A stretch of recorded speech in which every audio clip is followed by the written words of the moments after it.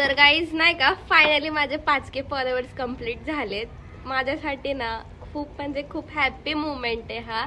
म्हणजे की नाही का, शून्यापासून सुरुवात केली होती मी, मध्ये चढ उतार सुद्धा आले, पण आज म्हणजे 1 महिन्याच्या आधी जे माझे 0 फॉलोअर्स होते, आज माझे 5000 फॉलोअर्स आहेत इन्स्टाला.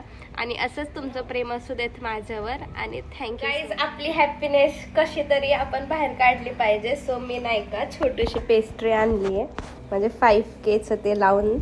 आणि आता मी स्वतःच कट करणार आहे गाईज, कारण की I am happy. Thank you guys. बघा कसलंच सही दिसतंय ना आभाळ. मला असं ना असे नाही का व्ह्यूज इतके जास्त आवडतात ना. नाही का गाईज, आता बनवते बटाट्याचे पराठे आणि चटणी बनवायला ठेवली आहे इकडं. भाई मी ना शेफ आहे, शेफ.